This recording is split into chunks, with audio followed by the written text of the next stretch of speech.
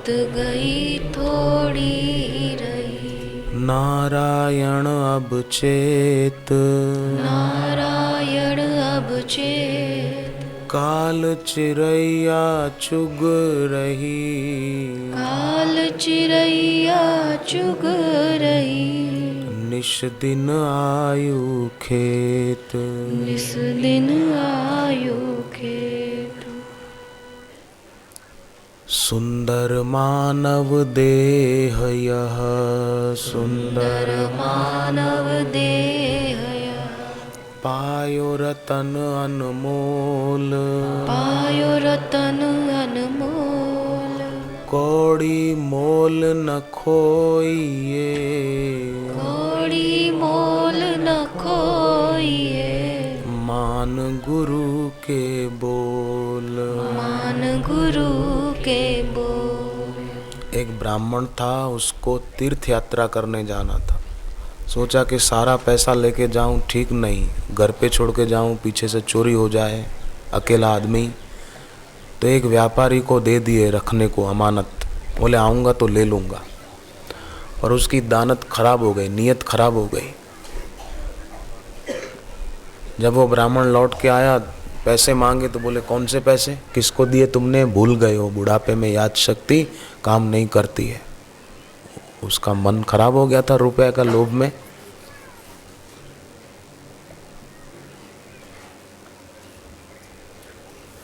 लोभ होता है ना, इसलिए रुपया प्यारा लगता है। भोग की इच्छा होती है तभी भोग की चीजें और व्यक्ति वस्तु अच्छे लगते हैं। कुत्ते के आगे लाख रुपया रख दो, देखो उठाएगा, एक ही करके चला जाएगा उसके ऊपर। और किसी आदमी के आगे रख दो, फिर देखो। तो लोभ होता है तभी वो चीज़ें अच्छी लगती है, काम होता है तभी किसी का रूप अच्छा लगता है, मोह होता है तभी भोग अच्छे लगते हैं। ये न हो तो ये अच्छे लगे ही क्यों। फिर तो गुरु के दर्शन में प्रीति होगी कि मेरे को गुरुदेव का दर्शन हो जाए, मेरे को गुरु की वाणी सुनने को मिल जाए, ऐसी भावना होगी मन में। ब्राह्मण गया राजा के पास, मेरे को न्याय दिलाओ, मेरे पैसे उसने हड़प कर लिए, उसकी नीयत खराब हो गई। राजा धर्मात्मा थे और बुद्धिमान थे। राजा ने कहा कि कल यात्रा निकलेगी, तुम रास्ते में अमुक जगह खड़े रहना, हम तुमको हाथी पे बिठा लेंगे। भगवान ने चाहा तो तुम्हारे रुपए तुमको मिल जाएंगे। ब्राह्मण को रास्ते में से सहारा देके हाथी पे बिठा दिया। जब वो व्यापारी के घर के सामने से यात्रा निकली तो राजा उस ब्राह्मण को गुरुदेव, गुरु महाराज पाए लागू जोर जोर से कहने लगा। तो व्यापारी को हुआ कि लगता है राजा इसको गुरु मानता है। अब ये जाके राजा से कह देगा अगर कि इसने मेरे पैसे हड़प लिए तो राजा जेल भेज देगा। राजा ने आगे जाकर ब्राह्मण को तो उतार दिया, जाओ आपका काम हो जाएगा। अब वो व्यापारी रुपए लेकर ब्राह्मण के घर पहुंचा और कहा कि माफ़ करना, मेरे मन में खोट आ गई थी, आप ये रुपए आपके रखो और ब्याज भी रखो। ऊपर से दिया। ब्राह्मण तो खुश हो गया। वो व्यापारी कहता गया कि राजा को मत बोलना, मुझे पता नहीं था राजा आपको गुरु मानता है। हम ब्राह्मण बोले ये तो मैं ही जानता हूँ वो मेरे को क्या मानता है, मैं उसको क्या मानता हूँ। पर इतना तो पक्का हो गया कि थोड़ी देर मैं राजा के पास बैठा तो मेरी ये संपत्ति मिल गई। अगर कोई सच्चे संत सदगुरु के पास बैठूं तो मुझे दैवी संपत्ति की प्राप्ति हो सकती है।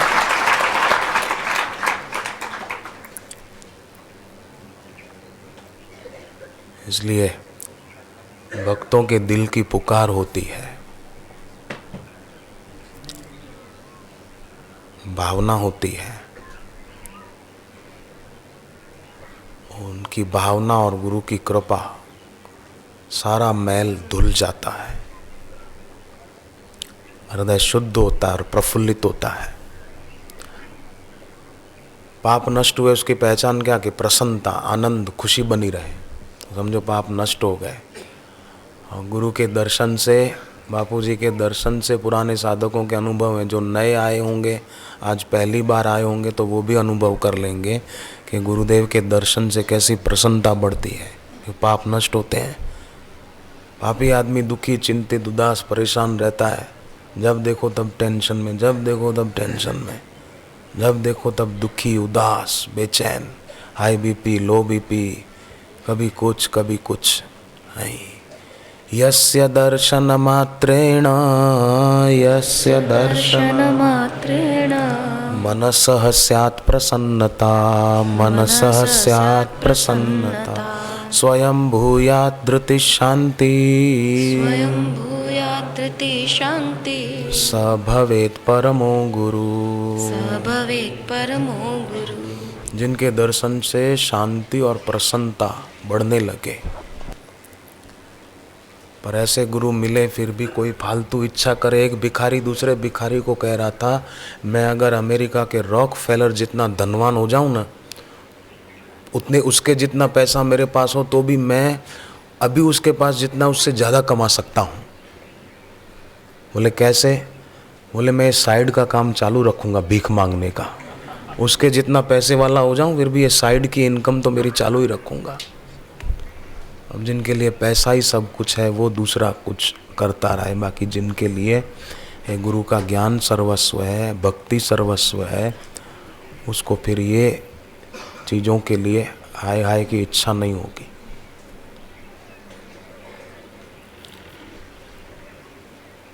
तो कभी कभी दृष्टि को नासाग्र रखते हुए, नाक के अग्र भाग पर रखते हुए शांत बैठें। कभी कभी ये ना हो तो श्वास को बाहर रोककर 5 सेकंड 7 सेकंड या ऐसे ही अंदर है तो अंदर, बाहर है तो बाहर श्वास को रोक दे तो देखो फालतू विचारों की जो धारा बह रही है वो भी रुक जाएगी। अभी करके देखें। 5-7 सेकंड श्वास रोके रखो, अंदर है तो अंदर, बाहर है तो बाहर।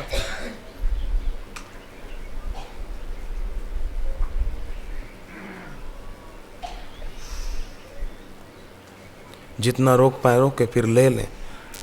फिर 2-5 बार श्वास लिया छोड़ा, फिर बाहर रोक दें। मन की चंचलता दूर होती है। कभी कभी फिर दूसरा प्रयोग करें, जीभ को तालों में लगा दें ऊपर। कभी कभी बाहर की आंखें बंद रखते हुए अपने दोनों हाथ धीरे धीरे ऊपर की ओर उठाएं और मन में ऐसी भावना करें कि हमारी शक्ति, हमारी ऊर्जा ऊपर की ओर उठ रही है। तो उससे भी ऊर्ध्वीकरण होता है, शक्ति का ऊर्ध्वगमन होता है। दोनों आंखें बाहर की बंद करते हुए दोनों हाथ ऊपर की ओर उठाएं और मन में ऐसी भावना करें कि हमारी शक्ति का ऊर्ध्वीकरण हो रहा है और गुरुदेव की कृपा हम पर बरस रही है।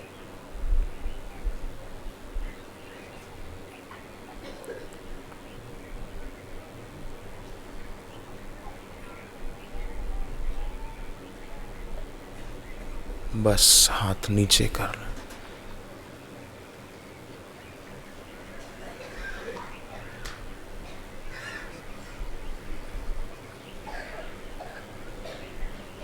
फिर कभी कभी श्वास भर के गहरा होठ बंद रखते हुए कंठ से म का गुंजन, ओमकार।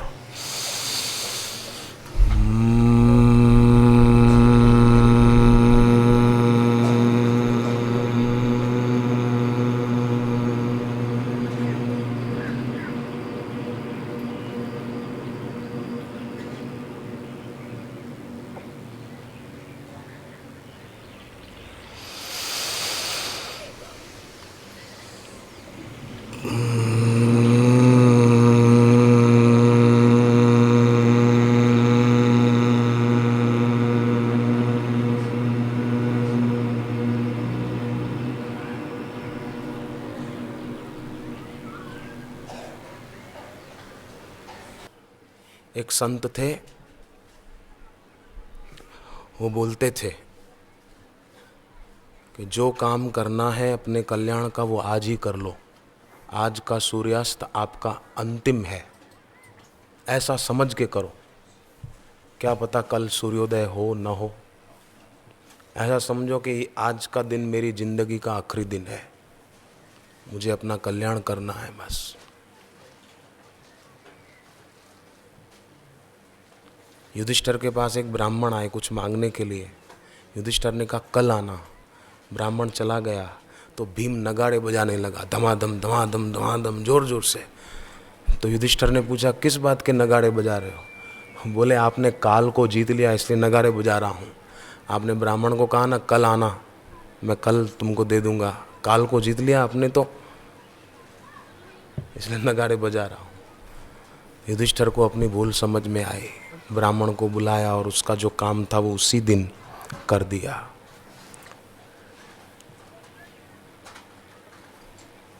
तो काल का कोई भरोसा नहीं, आज ही कर ले प्रार्थना। और प्रार्थना भी केवल शाब्दिक प्रार्थना ना हो, निशब्द की प्रार्थना हो। सूफी फकीर हो गए एक, बायजीद उनका नाम था। वो बैठते प्रार्थना के लिए, बंदगी के लिए, तो उनके होठ नहीं हिलते थे, कुछ बोलते नहीं थे, होठों में भी नहीं, शांत बैठे रहते। तो उनके जो शिष्य होते, प्रेमी होते, वो कभी उनसे पूछते कि आप प्रार्थना के लिए बैठते हो तो एकदम मूर्ति की तरह बैठ जाते हो, जैसे मूर्ति नक पड़ी हो, आप कुछ बोलते नहीं। भले आदमी भीतर कुछ बोल रहा हो तो उसके होठ तो कांपते ना थोड़ा, ऐसा आपके होठ भी नहीं हिलते, बात क्या है?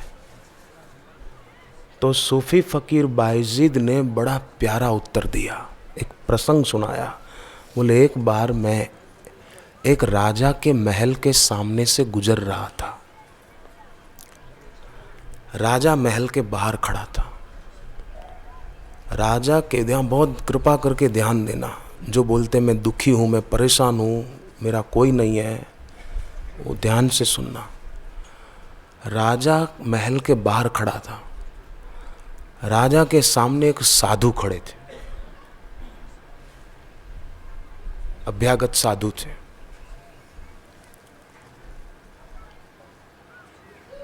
राजा साधु से पूछने लगा कि महात्मा जी आपको क्या चाहिए? साधु का शरीर दुबला पतला था एकदम। यहाँ जो साधु बैठे हैं या मैं, अपन तो फिर भी अच्छे हैं, वो तो बेचारे एकदम दुबले पतले थे, हड्डियां दिख रही थी, एकदम दुबले पतले, खाली चमड़ी का कवर था हड्डियों पर बस। कपड़े भी थे फटे हुए, कपड़े भी सही नहीं थे। तो राजा ने पूछा साधु को, अभ्यागत महात्मा को, कि महात्मा जी आपको क्या चाहिए, आप क्या चाहते हैं? तो संत ने कहा कि आपके द्वार पर मैं खड़ा हूँ और आपको मेरी स्थिति देखकर पता नहीं चलता मेरे को क्या चाहिए? अगर आपको मेरी स्थिति कुछ बता नहीं सकती कि मेरे को क्या चाहिए, तो मेरे शब्द आपको क्या बताएंगे? मेरी स्थिति देखकर आपको पता नहीं चलता तो मेरे शब्दों के द्वारा आपको कुछ कैसे पता चलेगा? मेरी मांग का आपको पता नहीं चलता तो मुझे कहने की कोई ज़रूरत ही नहीं। मेरी स्थिति आप न समझ पाए तो मेरे शब्दों को कैसे समझ पाओगे?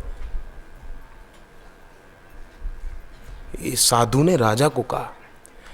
इस सूफी फकीर बायजीद अपने शिष्यों को कह रहे थे, मैंने साधु को ऐसा बोलते हुए सुना, तब से मैंने निश्चय कर लिया कि मैं कुछ बोलूँगा नहीं।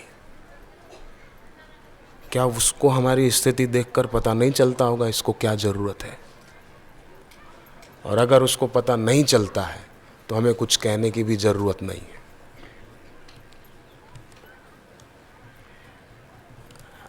अपनी चाल चलें, अपनी महिमा में रहें, दीनहीन लाचार न बने। परमात्मा उसी को मदद करते हैं जो स्वयं अपने को मदद करते हैं। आत्मनो गुरुरात्मैव पुरुषस्य विशिष्यते। एक महात्मा ऐसे भी हो गए कि वो गरीबी स्थिति थी, धन धान्य नहीं था,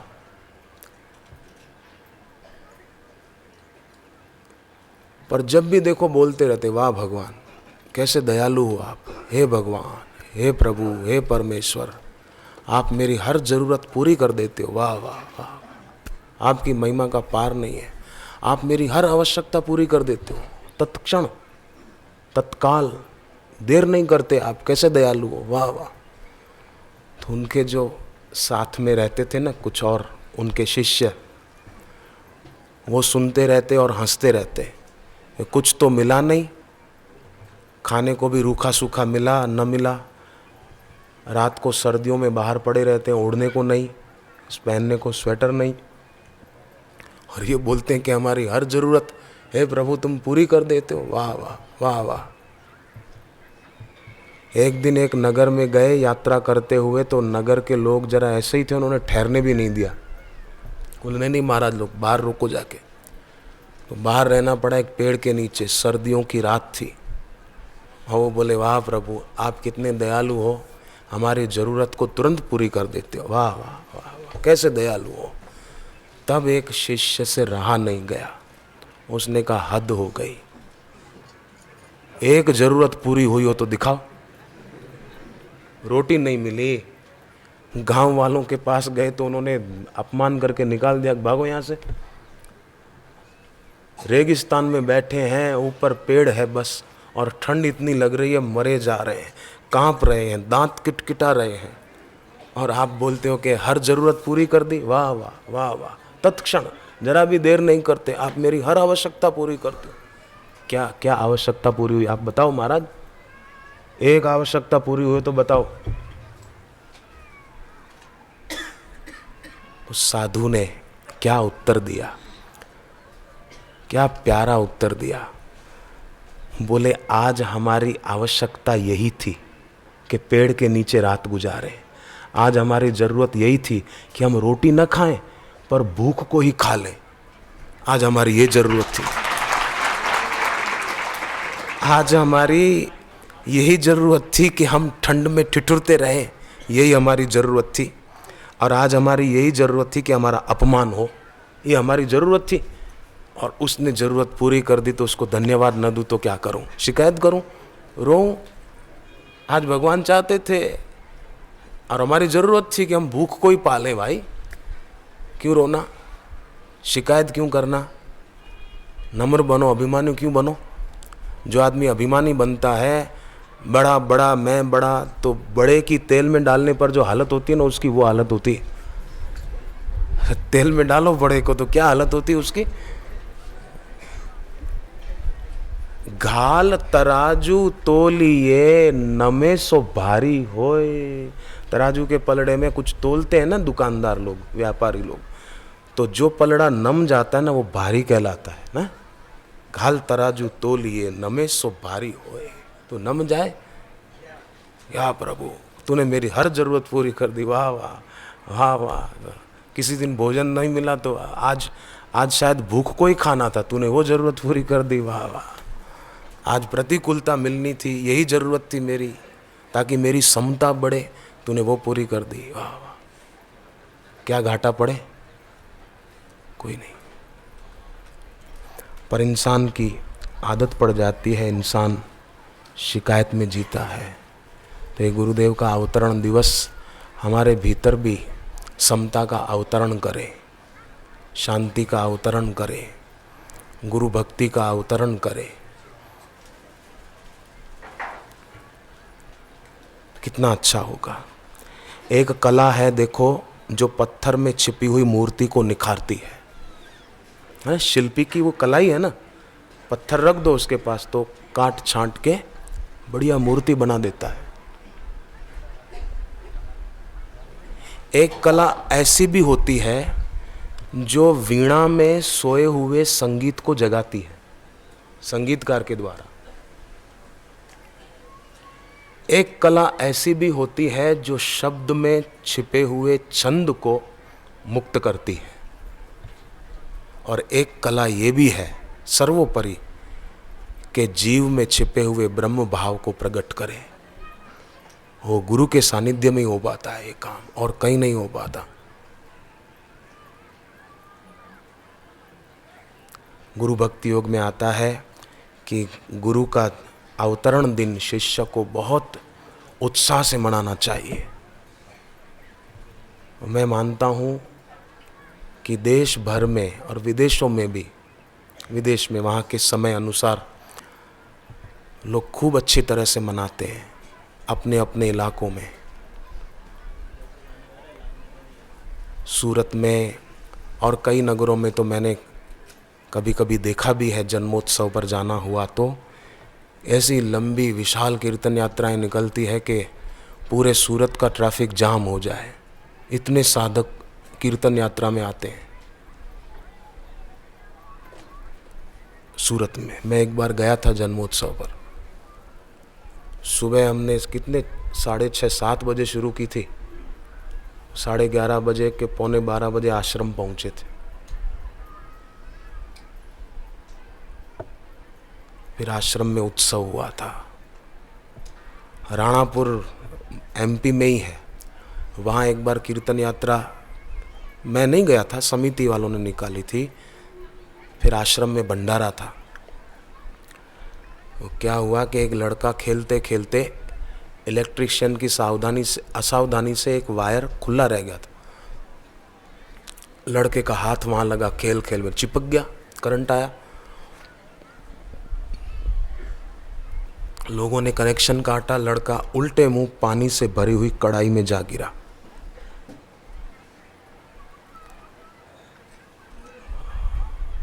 निष्प्राण सा लग रहा था। फिर सबने मिलकर जप किया, किसी ने महामृत्युंजय मंत्र जप किया।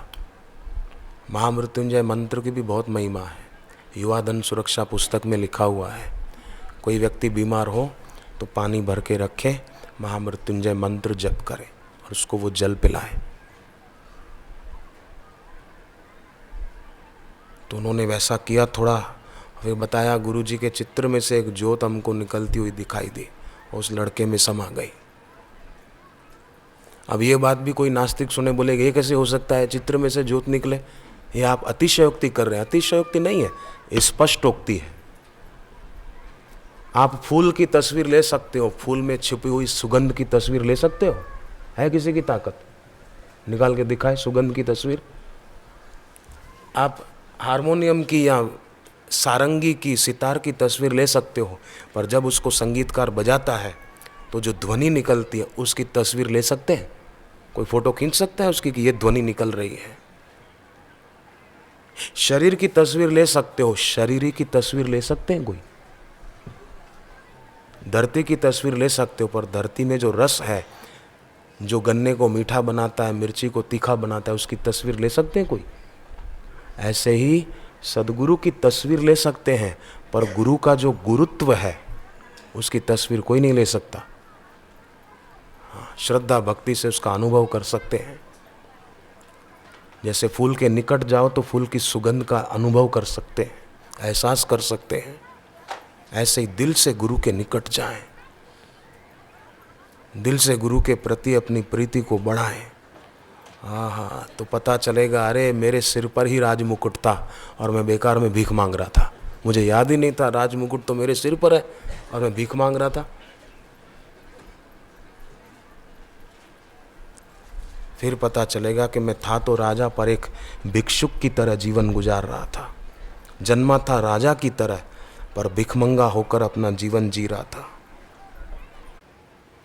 पहले के ज़माने में राजा लोग सत्संग में जाते थे, सत्संग सुनते थे, गुरु से दीक्षा लेते थे, तो सशरीर स्वर्ग में भी जाते थे। अभी तो अब मरने के बाद भी जाएंगे कि क्या पता, ईश्वर जाने। पहले सशरीर चले जाते थे स्वर्ग में। फिर भी कई ऐसे सज्जन हैं जिन्होंने दीक्षा ली हुई है। भगवान करे औरों को भी ऐसी प्रेरणा मिले, वो भी दीक्षा लेकर समाज के लोगों की सेवा करें, ताकि समाज में लोगों को जो कई प्रकार की परेशानियां आती है वो दूर हो जाएं, समाज के लोग सुखी रहें, महंगाइयाँ कम हो, नैतिक मूल्यों का आदर हो, हमारा भारत देश व्यसनों से मुक्त हो, फिल्मी जगत के प्रभाव से हमारा भारत मुक्त हो। ये बाहर का सुनकर डोलते हैं तो भीतर की क्या महिमा होगी। तो गुरुदेव हमको जो श्वासोश्वास की साधना बताते हैं ना, ये भीतर का संगीत सुनने की एक विद्या है। अनहद नाद सुना जाए, एक तो जप किया जाता है ना, जिसका जो गुरु मंत्र हो, हरि ओम हरि ओम हरि ओम हरि ओम हरि ओम, ये जप किया जाता है। और एक जप सुना जाता है। करना एक बात है, जप सुनना विलक्षण बात है। और अपने भीतर जो चल रहा है, जो शांत बैठता है ना, वो सुन पाता है। फिर उसको और कुछ बाहर का कोलाहल नहीं सुनाई देगा, उसको वही सुनाई देगा। और उससे उसके मनोरथ भी पूरे हो जाएंगे।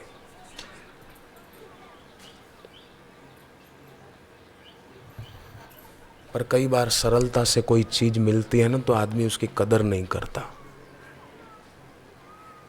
गुरुदेव प्राणायाम सिखाते हैं, कई क्रियाएं सिखाते हैं योग की, कई अलग अलग प्रयोग कई बार सिखाते हैं, पर कभी गुरुदेव ने वो सिखाने का, बताने का पैसा नहीं लिया।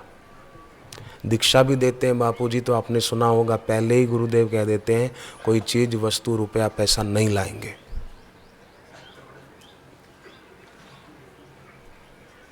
वे चाहते सब झोली भर ले, निज आत्मा का दर्शन कर ले। और इस जप के साथ 3 बातें याद रखे, तप, ब्रह्मचर्य और श्रद्धा, तो उसके लिए कोई भी उपलब्धि अलभ्य नहीं रहेगी। दधीचि ऋषि के सुपुत्र महर्षि पिपलाद ने कहा,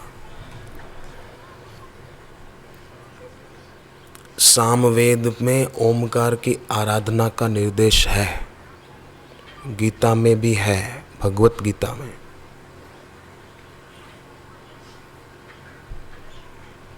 गुरु गीता में भी ओमकार की महिमा है।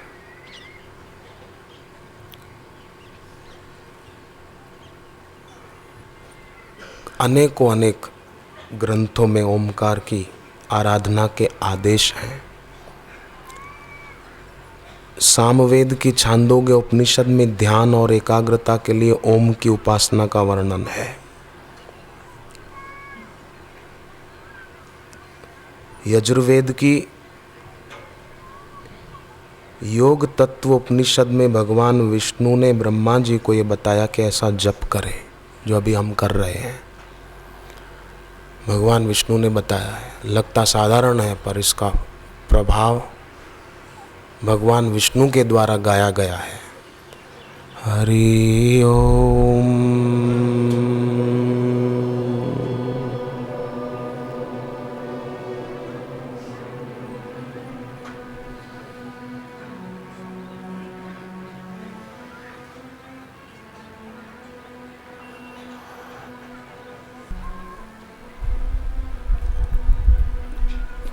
चार मित्रों ने मौन की महिमा सुनी, एक दूसरे को इशारा किया, मौन शुरू। 2-3 मिनट बीते थे कि एक बोला कि अरे दुकान की चाबी मेरी जेब में ही रह गई। दूसरा बोला रह गई तो रह गई, मौन क्यों खोला तू? बोले ठीक है कोई बात नहीं, अब वैसे भी रविवार है, दुकान नहीं खोलनी है, भले रह गई। तो बोले पर मौन क्यों खोला तूने? रविवार था तो। तीसरा बोला खड़ा होकर, पहला बोला तो भले बोला, तू क्यों बोला? चौथा खड़ा हुआ, या खुदा, पहला भी बोला, दूसरा भी बोला, तीसरा भी बोला, सबसे अच्छा तो मैं कि अभी तक नहीं बोला। तो कोई कोई ऐसे भी होते हैं, साधना करना चाहते हैं, परंतु बेचारे अपने मन की चंचलता, जो मन में छुपे हुए राग के कारण, देखो अग्नि होती है पर धुएं के कारण अग्नि दिखती नहीं है। दर्पण है पर मैल के कारण ढका हुआ है, चेहरा दिखता नहीं है। पानी तो है पर काई के कारण पानी दिखता नहीं है, बाकी है तो सही। ऐसे ही राग जो है वस्तु का, व्यक्ति का, आसक्ति, उसके कारण सही वस्तु दिखती नहीं है।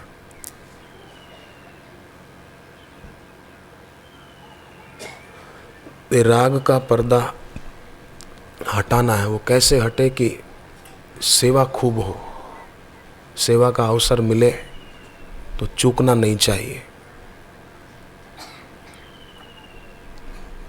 कृष्ण भगवान ने गोवर्धन पर्वत उठाया तो लोग उनको गोवर्धन नाथ कह के बुलाते हैं, पर हनुमान जी पर्वत उठा के उड़ गए तो हनुमान जी को कोई गोवर्धन नाथ नहीं कहता, हनुमान जी को कोई गिरिराज धरण नहीं बोलता। हालांकि हनुमान जी ने मेहनत ज़्यादा की, कृष्ण भगवान तो एक ही जगह खड़े रहे, हनुमान जी तो पर्वत उठाकर उड़ गए, समुद्र पार करके आए ना, तो हनुमान जी को कोई नहीं कहता।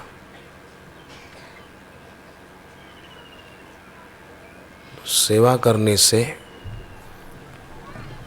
हृदय शुद्ध होता है। एक सेठ ने कहा एक महात्मा जी को कि महाराज जी मैं सेवा तो खूब करना चाहता हूँ, तबीयत ठीक नहीं रहती। इतने में एक जवान आया, बोले मैं भी सेवा खूब करना चाहता हूँ, मेरे पास पैसा नहीं है। तो संत ने कहा पैसा नहीं है तो क्या शरीर तो मजबूत है, शरीर से श्रम दान करो, सेवा करो। और सेठ को कहा तुम्हारी तबीयत ठीक नहीं तो भगवान ने पैसा तो दिया है, तुम पैसे से सेवा करो। भगवान ने जिसको जो योग्यता दी है वो योग्यता का सदुपयोग करे। सत साहित्य का जितना ज़्यादा प्रचार प्रसार हो हम लोगों के द्वारा उतना ज़्यादा अच्छा है। एक मुसलमान युवक तंबाकू खूब खाता था, पान मसाले खूब खाता था, पर एक दिन उसने एक नोटबुक कहीं से ली तो वो आश्रम की थी, उसमें हर पेज पर सुवाक्य लिखा था। वो सुवाक्य पढ़ते पढ़ते उसका तंबाकू बोले छूट गए, मुसलमान युवक था, पान मराग छूट गया। तो लाभ हुआ ना, किसी साधक के द्वारा उस तक वो नोटबुक पहुंच गई तो उसको फायदा हो गया।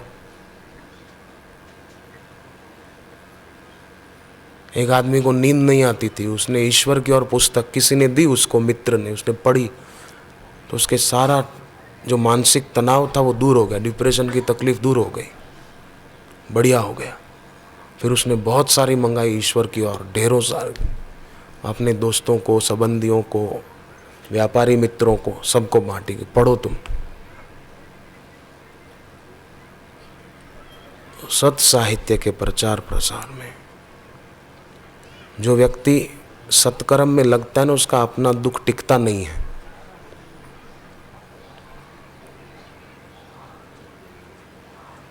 और जो मैं मेरे में ही लगा रहता है वो दुखी रहता है, उसको दोबारा जन्म लेकर आना पड़ता है। जैसे अभी आप यहाँ बैठे हैं, सत्संग पूरा होगा जाएंगे तो दोबारा दौड़ के कौन आएगा इधर के मेरी चीज़ रह गई, मेरा थैला रह गया, मेरी टोपी रह गई, मेरा आसन रह गया, वो दौड़ के आएगा। ऐसे ही जब मृत्यु होती है, जीव शरीर से निकल कर जाता है तो दोबारा जन्म लेकर वही आता है जिसकी ममता रह गई, मेरी दुकान, मेरी कार, मेरा घर, मेरी ज़मीन, मेरे कपड़े, मेरे गहने, उसको दोबारा आना पड़ता है। पर जिसकी गुरु के चरणों में ममता हो जाती है उसको दोबारा लौट के आना नहीं पड़ता, क्योंकि गुरु मुक्त स्वरूप है, उनके सुमिरन से शिष्य भी मुक्त हो जाता है।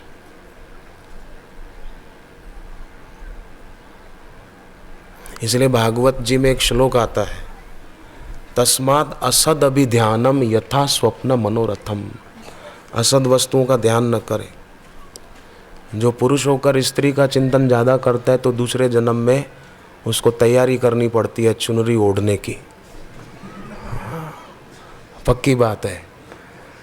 और जो स्त्री होकर पुरुष का चिंतन करती है तो दूसरे जन्म में उसको भी दाढ़ी मूछों वाला बनना पड़ता है।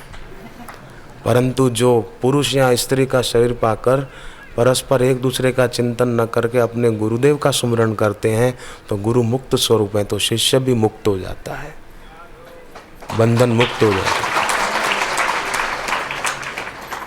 इसलिए जब ध्यान साधना करने बैठे और किसी व्यक्ति विशेष की याद आए तो जैसे बादाम खा रहे हो, कड़वी बादाम आ जाए कभी मुंह में, कभी अनुभव किया होगा, कभी तो कड़वी बादाम आ जाते तो आए कड़वी थूक देते हैं, तुरंत कुल्ला कर लेते हैं कि मुंह बिगाड़ दिया, कड़वी बादाम थी। ऐसे ही गुरुदेव का सुमिरन करने बैठो और कोई बीच में घुसे, जैसे लड़के पतंग उड़ाते हैं तो कोई पेच लड़ाता है बीच में तो कैसे कहते हैं टट, होशियार लड़का होता है तो उसी की पतंग काट देता है, और जो होशियार नहीं होगा तो उसकी कोई काट देगा। ऐसे बुद्धिमान बनना होगा, कोई पेच लड़ाए तो जरा युक्ति से, अपनी पतंग कटे नहीं, अपनी डोर कटे नहीं, पतंग की डोर तो कमज़ोर होती है, पर हमारी और उनके बीच जो डोर है वो कमज़ोर नहीं होनी चाहिए। प्रीति का धागा मजबूत होना चाहिए, सुदृढ़ होना चाहिए, कोई तोड़ न सके।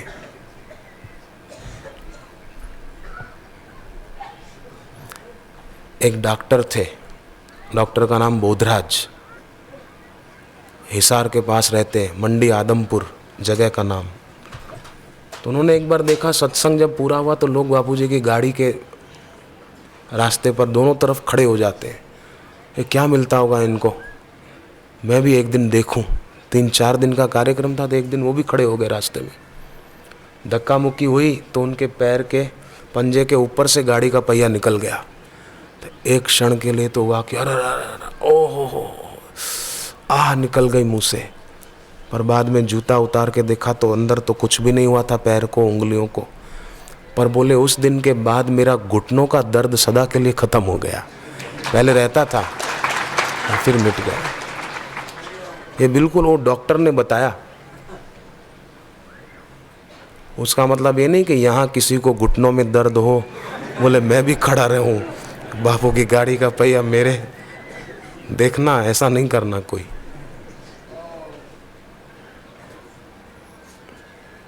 कैसे कैसे भक्त हो गए और अभी भी हैं ऐसे भक्त।